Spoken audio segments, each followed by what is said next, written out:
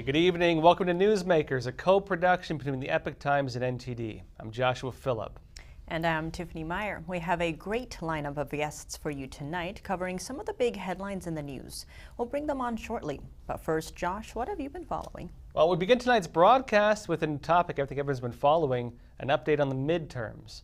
Now, control of Congress is still up for grabs. Republicans are projected to take the House, but only a few votes really are there right now. They might not win by a whole lot. And the Senate still is a toss-up. Now, this is quite different from the red tsunami and red waves that people were projecting ahead of the midterms.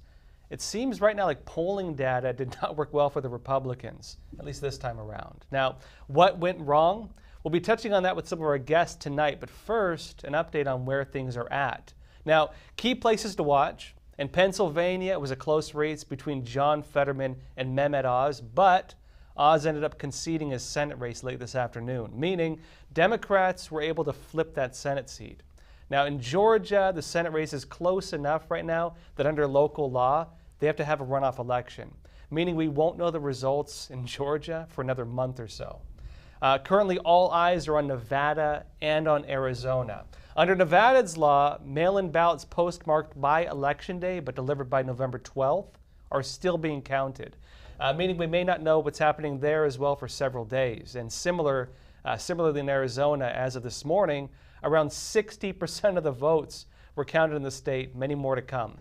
Also important to watch in Arizona, the governor's race between Katie Hobbs and Kari Lake. Votes are still being counted, and there is some potential for change there. If Republicans take the House as they're projected to, they are still projected to, we'll see what happens, that means a change with the Speaker. Kevin McCarthy is expected to take over from Nancy Pelosi. That also means Republicans will gain control of the investigative committees. That could mean a January 6th investigative committee under the Republicans, potential investigations into Hunter Biden, as well as final results, and we'll see what happens with this. We can expect some lawsuits, challenges over any anomalies we saw, signature verification, undated ballots, late ballots, other issues. And one of the areas cited as well as helping fuel the Democrats from losing was Gen Z, 18 to 29-year-olds, who saw large turnouts. And it seems there are a lot of issues that came into the spotlight in this election, right? We have the economy, abortion, crime, immigration, all of these different things playing out in different states. So it's really fascinating to see how that has been playing out. That's been a little different from the polling that we have been seeing. What were some of the surprises you saw most? Well, that was one of the big surprises. Really, all the polling data showed that Republicans would have a tsunami. People are wondering what the heck happened, to be honest. Now, data coming out early on, people were saying it's the economy, this is what voters care about the most.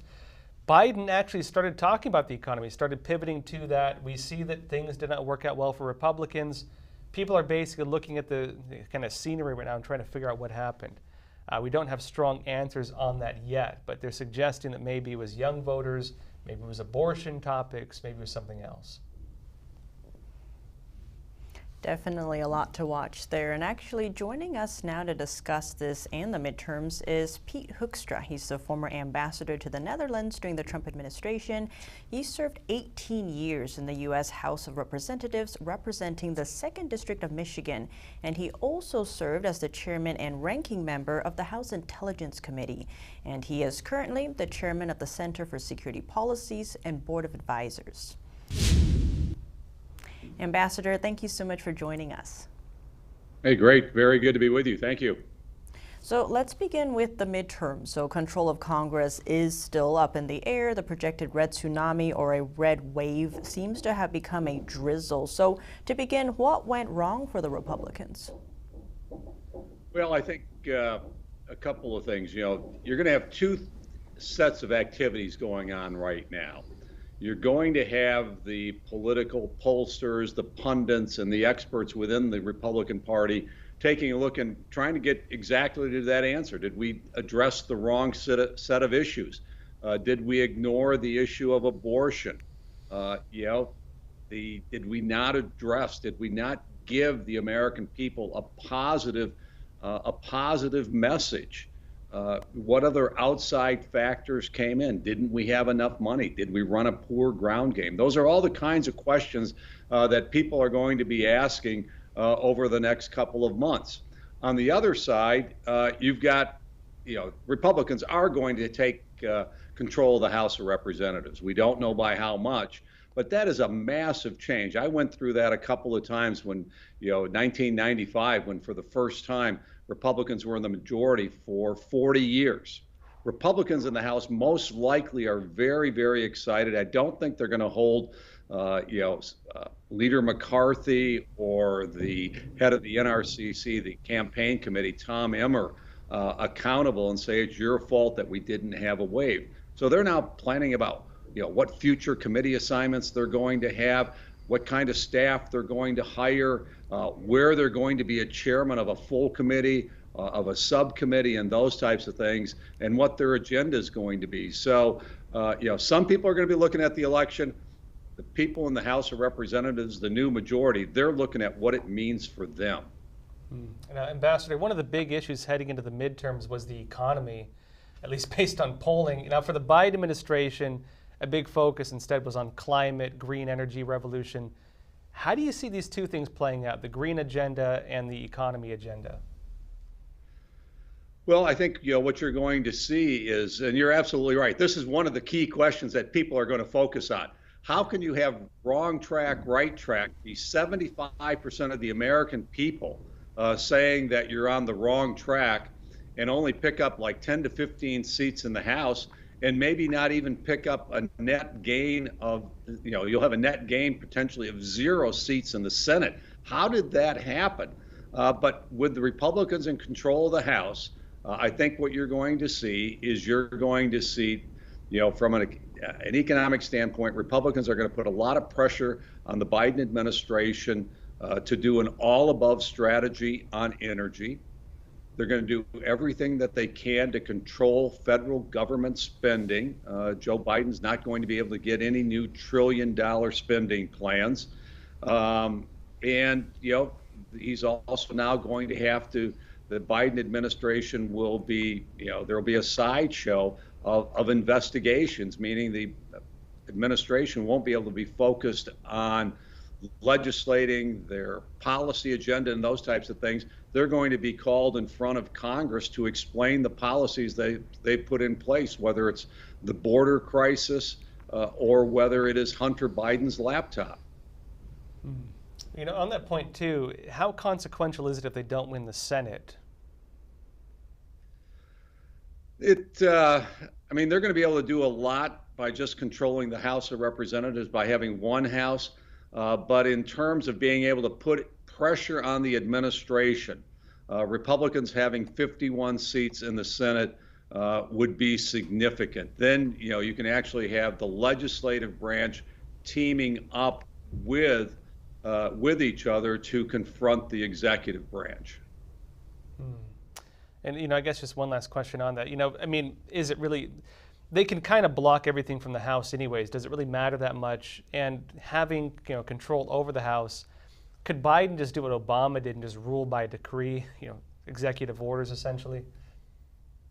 Oh, absolutely. There's a tremendous amount of power in the in having that executive pen and to write executive orders. There's a tremendous amount of stuff that still can be accomplished through executive order. The problem with executive orders is that whatever Biden puts in place through executive orders can be repealed on day one when there's a president of the other party. What happens in 2024? If a Republican wins, he can stop all of that stuff on day one with the same pen that President Biden would be using.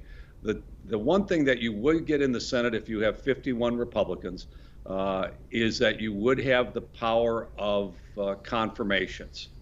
Okay, so that that would be a tremendous opportunity again for the legislative branch to negotiate and reach agreement, saying, Mr. President, we're not going to approve these nominees of yours unless you concede different points from a legislative standpoint. Yeah, Ambassador, thank you so much for being here. Good to be with you. Thank you. Yeah, you know, another big point now is election integrity, and I know a lot of people are focused on this. Let's just be real about it. Conservatives especially were, of course, I think one of the top concerns is whether the votes actually get counted. Democrats were accusing them of being election deniers, topics like this. And, you know, with that, I think people are looking and wondering, well, was there any kind of fraud? I can say right now, we've been following it. We were looking for news on the ground. There were absolutely some anomalies, such as, for example, the voting systems breaking down. Arizona is a great example of this. People went to vote. They couldn't vote. There's mixed news on what that was. Different reports came out later saying that it was scanners or printers that had errors. People couldn't cast their votes. They fixed it later. They tried changing. A Republican National Committee actually sued to allow for later voting because people could not even vote earlier. And that's important for Republicans because more Republicans were voting the same day. More Democrats, at least according to reports, were voting by mail-in ballots or early voting. Now, if Republicans could not vote, then what do? If they couldn't vote that day, and that's when most of their votes come in. Well, the Republican National Committee sued to allow them, specifically in Arizona, to have a few extra hours to be able to cast their votes. One of the courts blocked that. And of course, that's going to impact very possibly what's happening in Arizona. As we mentioned right now, Kari Lake is on the trajectory to win, but it's a very, very narrow margin. And Tiffany, I'm wondering too, I mean, have you been hearing much about any kind of fraud, or what are you hearing on this? Well, I don't know specifically about fraud, but we have been hearing reports about election interference, especially from China and other countries like Russia. I mean, we've heard this in the past, right? Yeah, I feel like I've heard that Russia narrative before. But like going into these midterms, we did have reports of Twitter shutting down like 2,000 accounts associated with China. You see TikTok that I think didn't block around like 75% of the misinformation surrounding the election, this midterm election. So there's definitely a lot there to think about too, and like what might have, you know, convinced voters to maybe vote one way instead of another way, because a lot of these are very polarizing accounts that tries to divide Americans, especially voters. And we did see that previously, and I mean, being real, there were some reports of Russian disinformation that were valid back even in 2016. But the important part with that is it was not what people said it was. If you read the actual reports, it said that basically Russia was organizing the far right and the far left. They were going for Trump. They were also going, not calling Trump far right, but they were going for example, Trump. They were also going for Bernie Sanders. They weren't necessarily trying to get one person to win or the other. They were trying to cause chaos within the American system and specifically trying to organize protests of one group and another, like right next to each other. They were trying to cause conflict is what they were doing. And of course, it was not on a large scale, at least of what was actually proven. Now, given that, we will see what comes out with the current situation. Really, in the current elections, the recent midterms, we're going to be hearing a lot more very likely about mail-in ballots, early voting, signature verification, missing dates on ballots. Those are the topics, currently at least, we're probably going to be hearing the most about.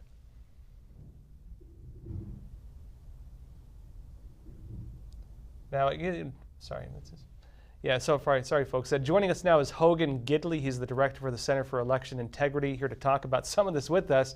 He's at America First Policy Institute. He's also the former deputy press secretary for Donald Trump. And Hogan, thanks so much for joining us today. Appreciate it. Absolutely. Thanks so much for the time. I really appreciate it. Now, you know, to start, rumor has it Trump's planning to announce his 2024 run. Do you have any updates on this? Have you heard anything? Is this just a rumor? Where are things at? Well, I was with him this past weekend, talked to him on the phone a couple of times as well. He's fired up. I can tell you this, he doesn't really care for the way that the government is treating the American people. It's almost the same type of mentality that had him jump off the sidelines in 2016 and run way back then. It looks like now he's kind of looking around, talking to people. He doesn't like the direction of the country. And look, he's a billionaire.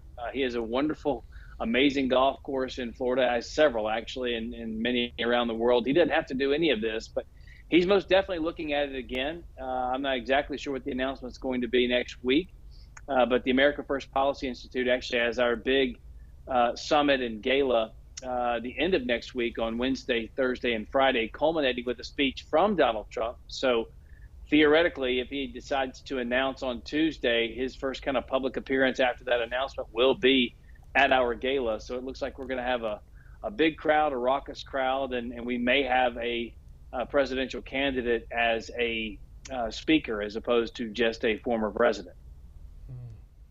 Wow, and Hogan, it seems one of the big things Trump did was have election watchers around the country to report any anomalies. So going forward, do you see any lawsuits brewing, especially with these midterms?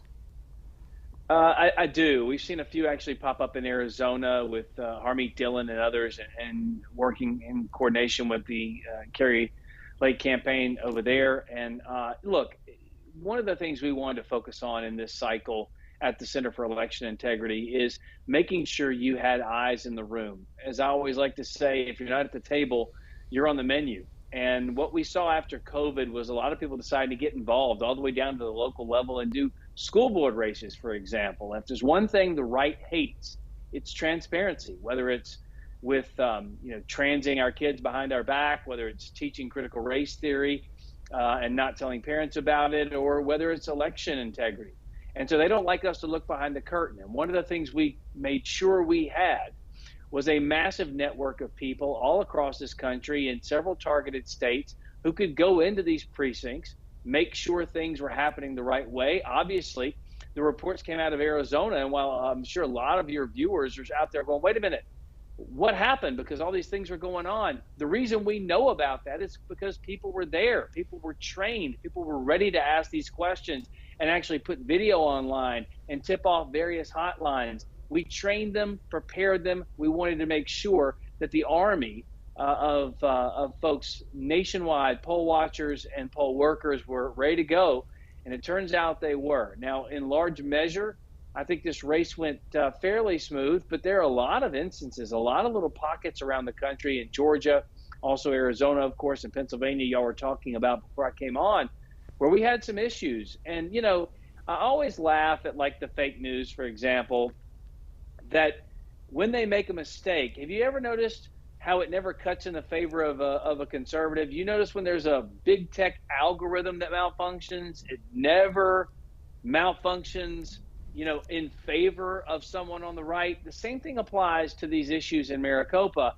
Notice how they weren't really in Democrat-heavy areas. They were only in Republican areas. That's obviously a little bit confusing.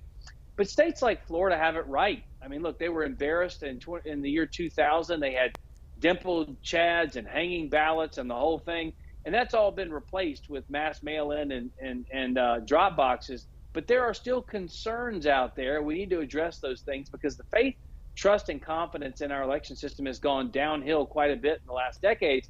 And the states that actually put forth significant voter protection laws, what do you know? Their turnout was a whole lot higher than it had been in the past, because when people feel secure in something, they get out and participate in it. So we're trying to make sure that other states kind of take a look at Florida as a model and say, how can we take some of the things that would work there and implement them in our states and educate all of the stakeholders, the legislatures, the business leaders, the grassroots organizations, and try and get them on the same page with protecting every legal vote and every legal voter.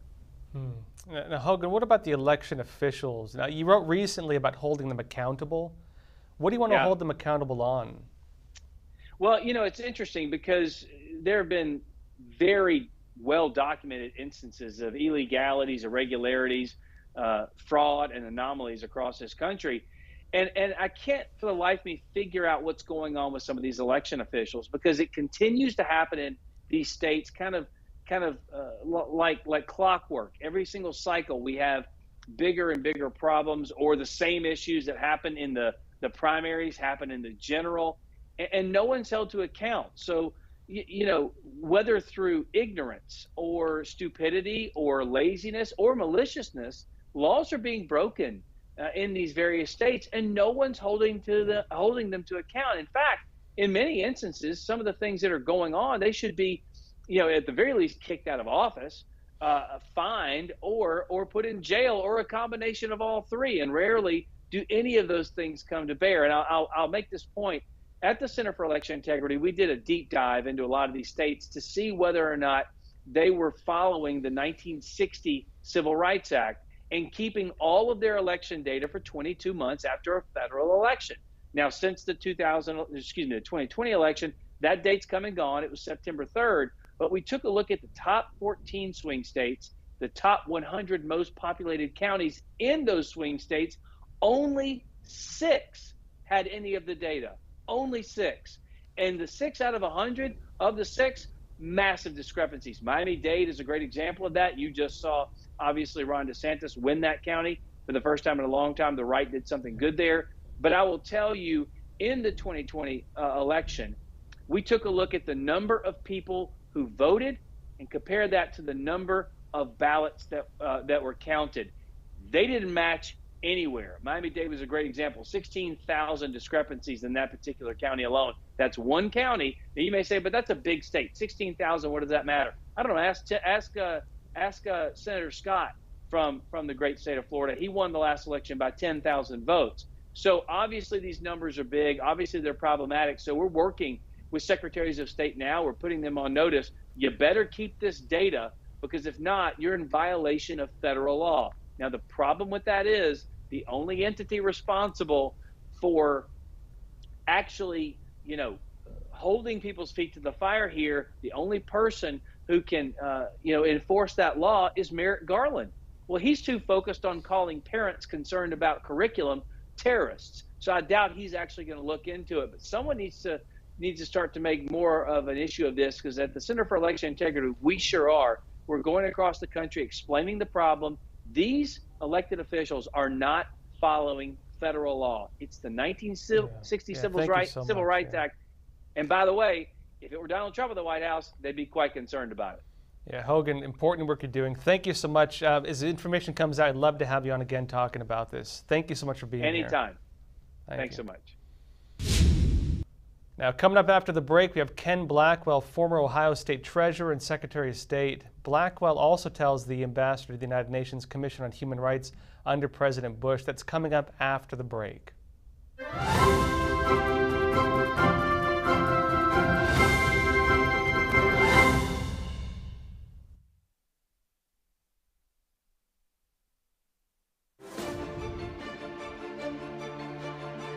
Everything that's reported on television isn't always true, but it should be. NTD, the power of truth.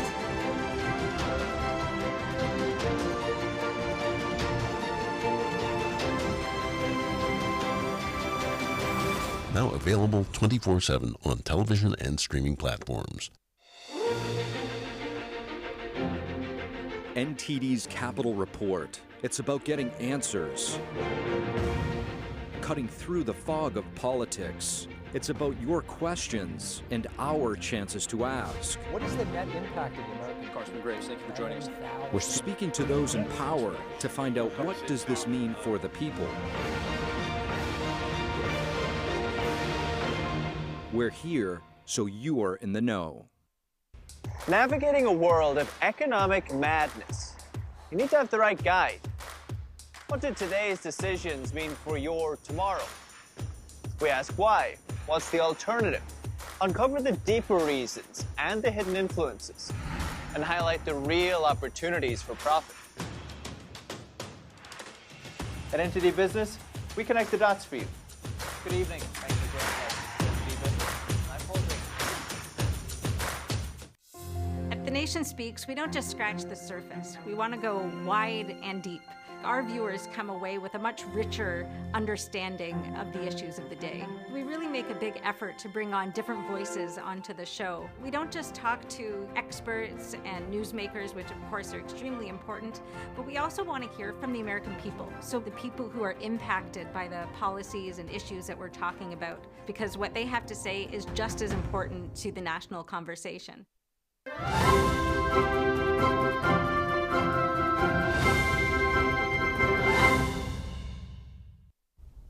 Welcome back to Newsmakers. Joining us now is Ken Blackwell. He's the former Ohio State Treasurer and Secretary of State. And Blackwell was also the U.S. Ambassador to the United Nations Commission on Human Rights under President Bush. Ken, thank you so much for joining us. Great to have you with us. It's good to be with you all. So Ken, to begin, the midterms didn't turn out quite the way Republicans were expecting, given recent polling about a red tsunami. So what do you think went wrong for them? Well, you know, I don't actually think anything went wrong. There is a realignment taking place in our country. We've seen a shift in the House of Representatives, which means that we can put the brakes on the runaway spending. We, in fact, can start serious negotiations to move us back towards energy independence. And I actually think that we're going to go into December 6th with 50 or 51 seats on the Senate. But if we don't have 51, that means that game day, December the 6th, everything will be on the line. And not only will we have the ability to block in the House on spending issues, we should be able to block this sort of push towards judicial activism that the Biden administration is set to put in play as we go forward over the next 2 years of his administration. Well, you know, on that too, actually Trump said something very similar to what you just said. He was on Truth Social, and one of the things he made a point of is he claimed, you know, fake news is trying to make it seem like Republicans got squashed. He says actually it's pretty significant. I mean, not his exact words, of course. Trump seemed very positive, in other words, about election night, about the midterms. You seem to also believe this is positive. I know that the projections were a lot higher. Why is this still positive in your eyes? Well, I think one, the pollsters probably overcompensated for having underrepresented Republicans in their polling in the past, and gave us a head fake on the size of the wave. But I think what's important to remember is that in 2020, everybody was predicting that we would lose seats in the House of Representatives, and we didn't. And we came real close to overtaking Nancy Pelosi in 2020. So we haven't had a tidal wave in the House, but we've had, you know, building ripples. And so at the end of the counting of this cycle, I think we'll have a comfortable governing majority in the House, and I think we'll be real close to having a governing, although it be slim, majority in the Senate. The other thing about what we have to remember is that we have picked up governorships. We now control more state legislative chambers than the opposition party. So we can't be gaslighted into having our folks believe that we're some sort of political weakling.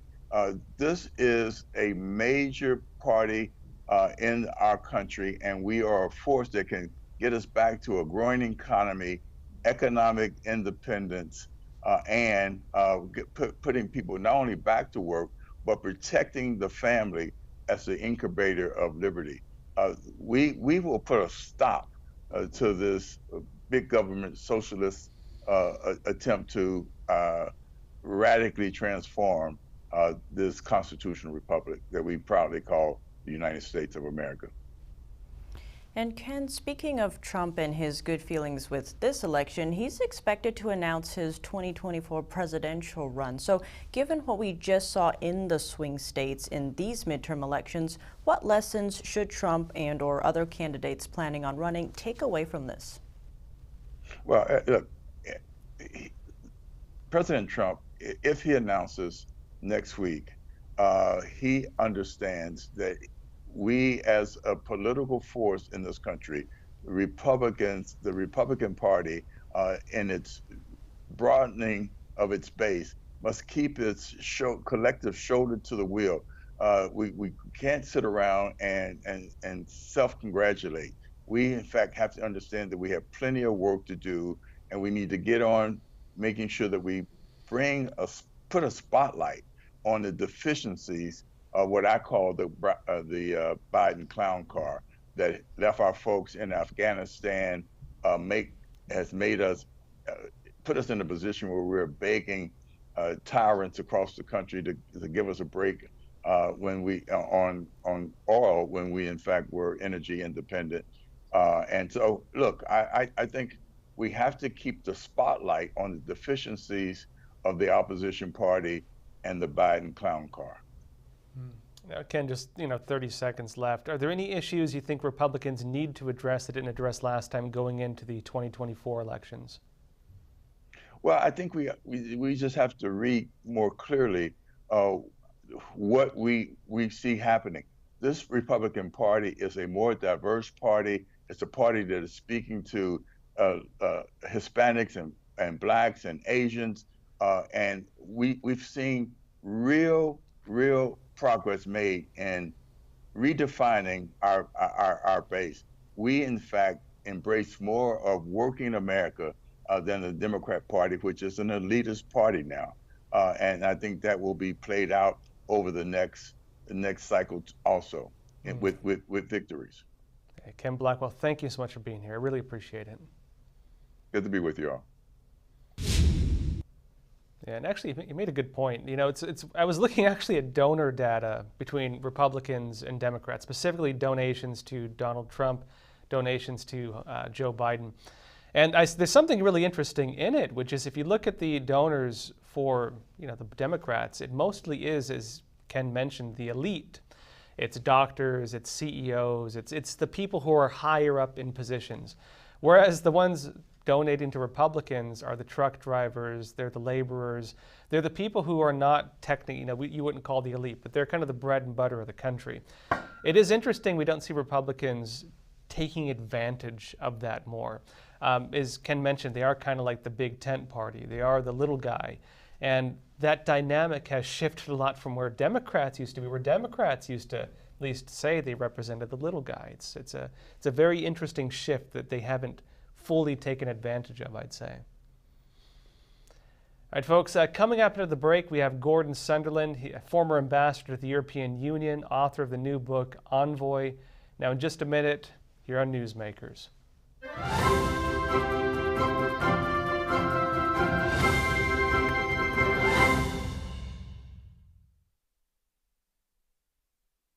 It's just clear as day. The media, whether it's broadcast, cable, or print media, has become extremely biased. And I started looking online for alternative ways to get information. And I saw an ad for a free trial. And I looked at it and I said, Epoch Times. I mean, come on, this is end of days type of stuff. I mean, what are they going to be talking about here? And I said, well, it's a free trial. Let me dig in. Is it giving me both sides? Is it giving me an objective point of view here? I have looked for opportunities to see where they might be biased, and I don't find it. It has given me a level of trust in media that I didn't think I'd ever get back.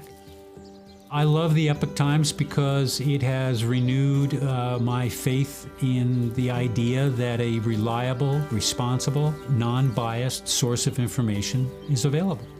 And I can say that I love it because of that. Good evening. Thanks for joining us. There's reporting that can be trusted. There are programs that can inspire every generation.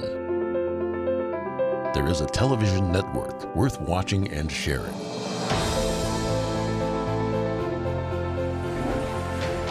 Our commitment is to bring you the facts and to show you the world.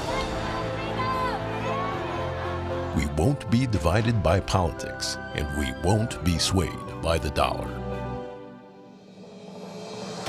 We believe in the strength of our nation and the hope in our shared humanity. We are NTD Television, and we are proud to bring you news you can trust and programs that make you smile. NTD Television, now available 24/7 on television and streaming platforms.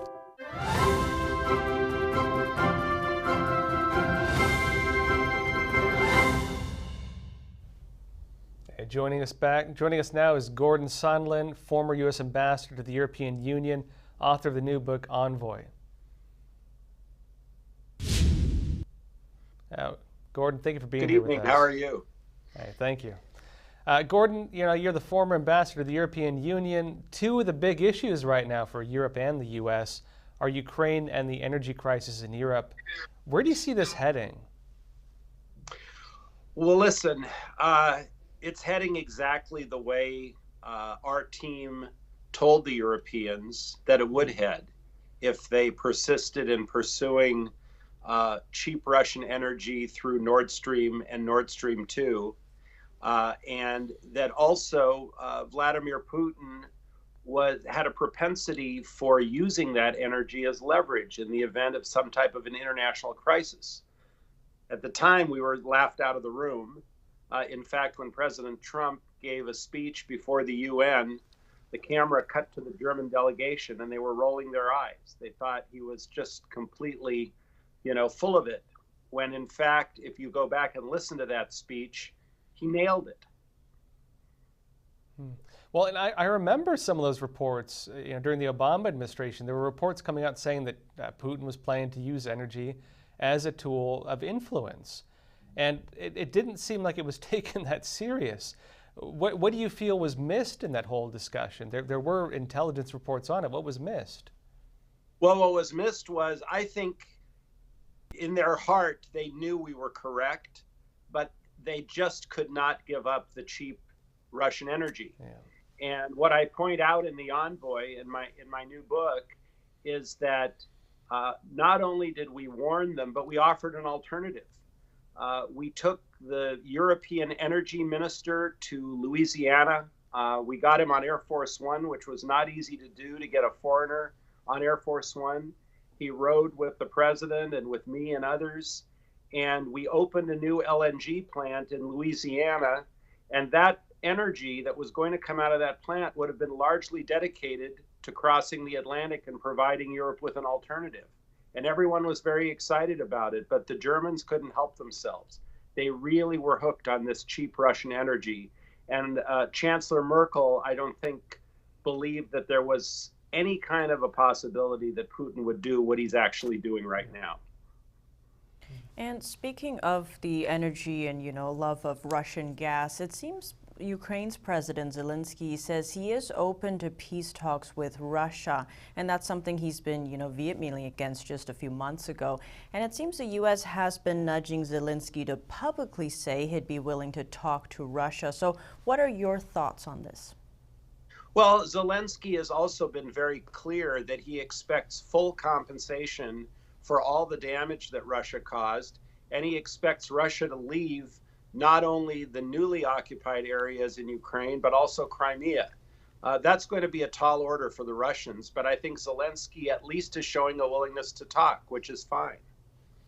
On that note too, if and when the war does end, what does the rebuilding of Ukraine look like? A lot of Americans I know it's mixed. Some people think we're doing a great job helping them. Some people are unhappy with the amount of money. It's going to be the mother of all infrastructure projects, is what it's going to be. Yeah, because I've watched videos. It's decimated. It is decimated. What is the U.S. role going to be in that, do you see? Well, clearly that's where, the U.S. is always the first responder when someone has a problem that we want to protect. And my feeling, and I would imagine the feeling of any of my colleagues on the Republican side, would be, okay, we took the military risk, even though we didn't have boots on the ground. We still took a significant risk. I think it's time for the rest of the world to now coalesce around Ukraine and let them write some of the larger checks for the rebuilding. Not that the U.S. won't help, but I don't think we should be in the lead on that part of it. We need to restock our armaments that we've now expended in Ukraine. That's where we need to spend our money. Well, Gordon Sondland, thank you so much for joining us. Great to have you. Thank you. It was really nice to be with you. And coming up after the break, we have General Robert Spalding. He's an Epoch Times contributor and senior fellow at the Hudson Institute. We'll look at what China means for our manufacturing and more in just a minute after a quick break.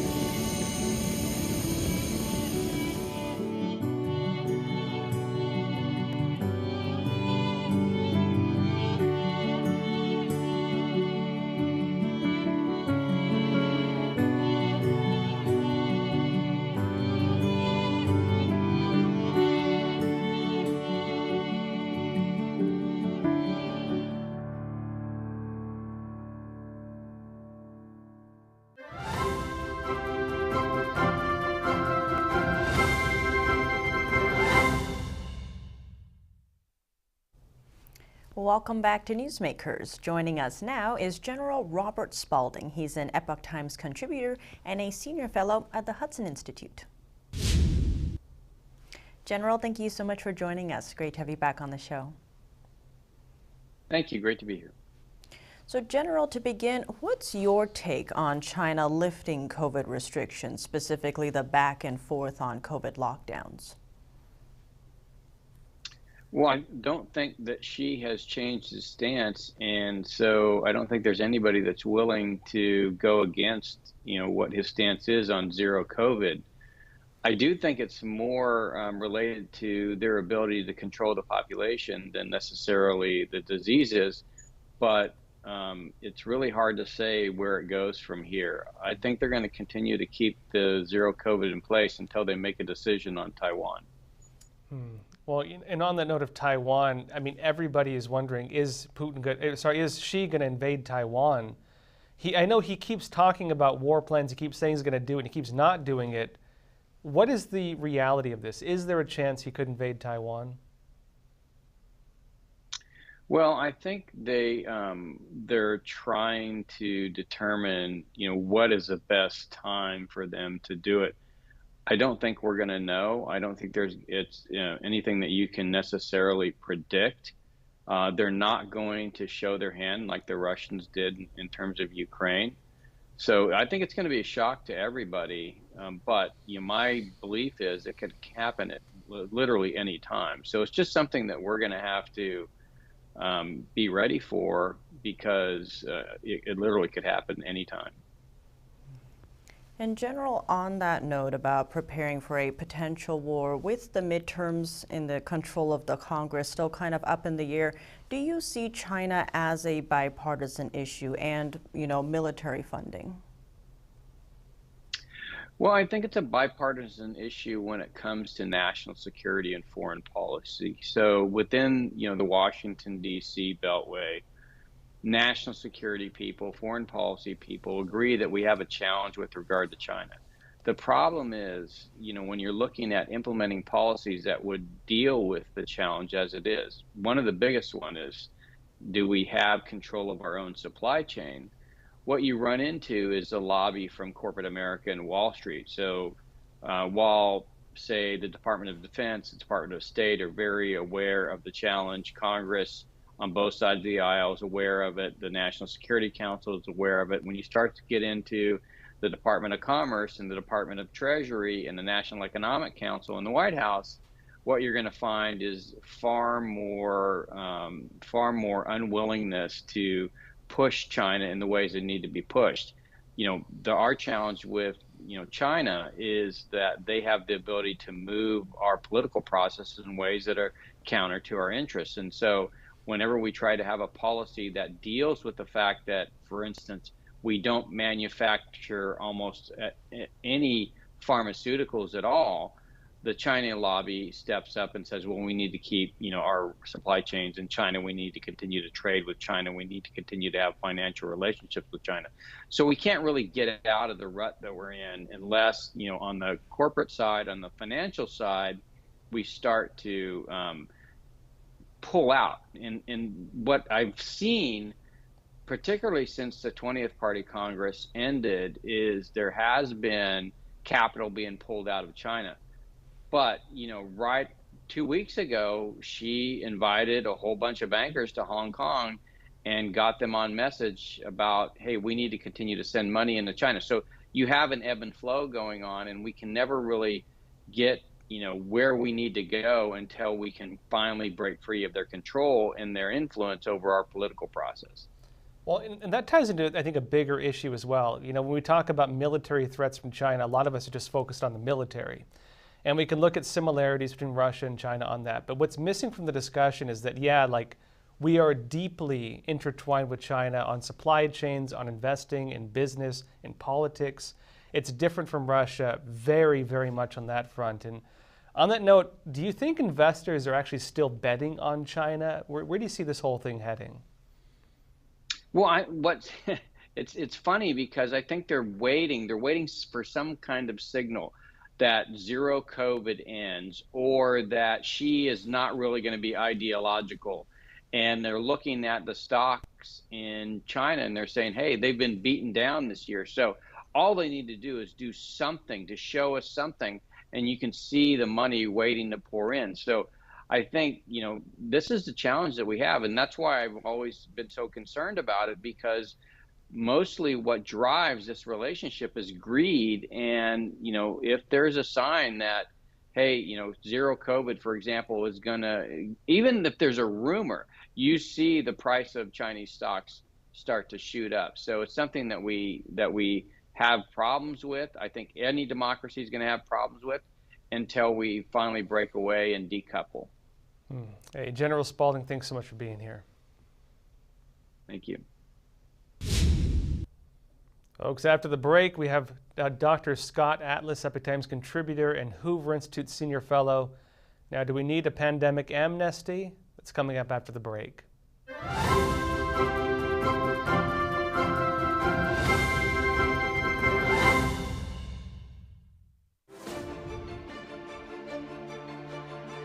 Everything that's reported on television isn't always true,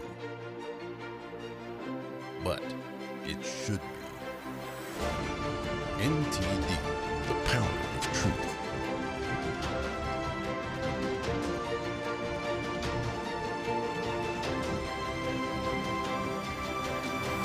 Now available 24/7 on television and streaming platforms. NTD's Capital Report. It's about getting answers, cutting through the fog of politics. It's about your questions and our chances to ask. What is the net impact of the American? Congressman Graves, thank you for joining us. We're speaking to those in power to find out what does this mean for the people. We're here so you are in the know. Navigating a world of economic madness, you need to have the right guide. What do today's decisions mean for your tomorrow? We ask why. What's the alternative? Uncover the deeper reasons and the hidden influences, and highlight the real opportunities for profit. At NTD Business, we connect the dots for you. Good evening. Thanks for joining us. NTD Business. I'm Paul. At The Nation Speaks, we don't just scratch the surface. We want to go wide and deep.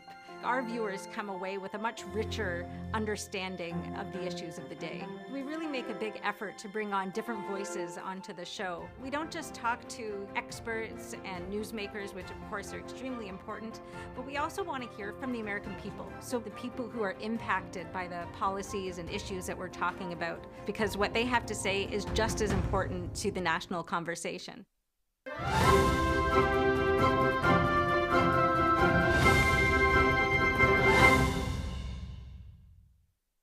Welcome back to Newsmakers. Joining us now, Dr. Scott Atlas, Epoch Times contributor, Harvard Institute senior fellow, and Dr. Atlas, thank you for being here with us.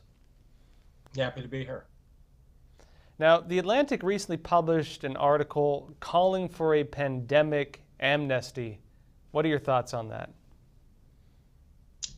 Well, the intent of the author is probably good. I don't question that, but I think there's several reasons why we don't just walk away and say, oh, okay, bygones be bygones. I mean, first of all, we have over 1 million Americans who have had their deaths attributed to the virus, and way more harms and deaths from the lockdown policy itself. This is very serious, and so the public needs to know the facts. The truth is critical here. We can't live in a society where the public, after having gone through everything that happened, is sort of just, it's brushed away like it didn't happen. No, I mean, the facts matter, the truth matters.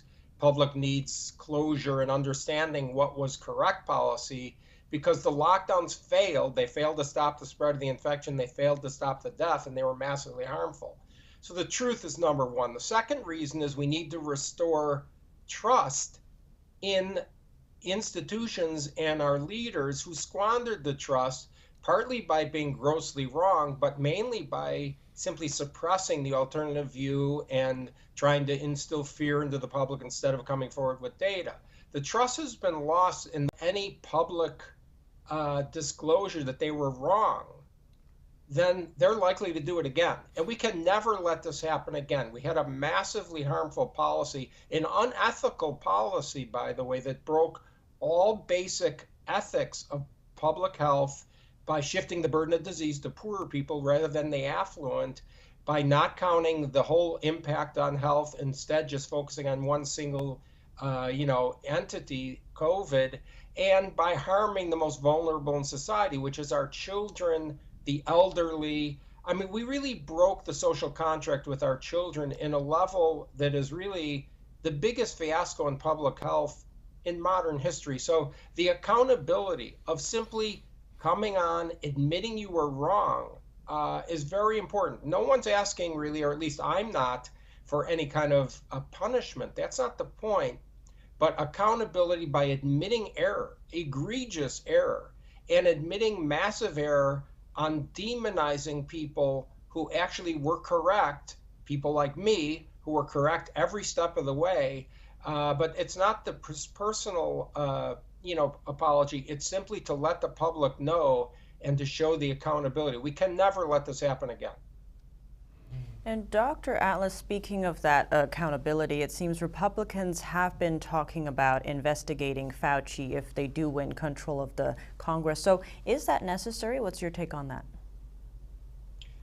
Well, I'm not into the witch hunt sort of thing on individual people. Now, there are reasons to do investigations, though. Number one, the real, public airing of exactly what happened needs to be done. I personally am very skeptical that a political investigation, no matter who does it, is going to be done without politics, or if it's going to be even perceived as non-political. I don't trust people in government at all. They don't deserve to be trusted to be objective. But the second reason to do the investigation, frankly, is because there's a lot of things here talking about what was the motivation? What was the motivation to flip-flop multiple times with policy? Was there or was there not a cover-up of the funding of the research itself by the NIH? And if that was actually funded by the NIH, during an era in American science when it was illegal to fund that sort of research from the Obama administration's own rules, I think that that's a very important thing to investigate and understand, because we cannot have illegal research being funded outside the country by American science just to avoid or circumvent the rule of it being illegal. And I'm not sure that was done. I know there was funding of research on this virus under the NIH, which of course is Fauci's division of the NIH. These leadership positions come with massive responsibility. It's not a game to be in charge of things. You're not supposed to use it to circumvent rules. You're not supposed to set up power, friends in the media to cover for you. No, you need to be at least answer the questions in front of the American people. I guess just last question, 20 seconds. Should we hold China accountable? This was talked about early on. What do you think needs to be done with that? Well, of course. I mean, this is the biggest healthcare crisis in modern history. And not only was China not held accountable, which is where the virus originated, and then delayed admitting that there was a serious problem going on. So yes, the world needs to hold China accountable for that kind of behavior. That kind of behavior is unacceptable. It's outside the range of norms and ethics that are expected of a society that is accepted into the world's peace-loving societies. I mean, this is a very serious problem. From what I understand, they blocked real investigations. They destroyed evidence of what happened. Of course, they need to be held accountable. It needs to be done, though, by a government and multiple governments that actually have the credibility and ethical focus to do that. And I think that remains to be seen. Yeah, great points. Dr. Atlas, thank you so much for being here. I appreciate that. Thank you for the opportunity. Yeah, well, interesting times we're in. You know, folks, really this is kind of a time of limbo right now. We're still waiting on answers with the midterm elections. We're still waiting to see the challenges. We're not going to get answers on it just being realistic until probably December. You know, we're going to see some runoff elections and lawsuits. This is just the reality. We will be keeping you updated on all of this as information comes out. And, you know, a lot of things are going to happen as well. I think we are going to see really new investigations take place. I really see, actually, in the coming year, kind of an opening up of the lid. We're going to see what was happening behind the scenes, very likely with Hunter Biden's laptop. The other side of the January 6 investigations, if, again, Republicans take the House, which they very likely will. Maybe we'll see investigations into Fauci, into the NIH, into possible Chinese research. It's going to be an interesting time ahead. Definitely lots of different stories to keep looking out for. And it seems one big point, right, to keep in mind is what are some of the bipartisan issues that we can learn from, especially with, you know, the midterms still in limbo here. But we'll keep you updated here on Newsmakers. That's from all of us here tonight. And we'll be back next Wednesday with a brand new show. See you then.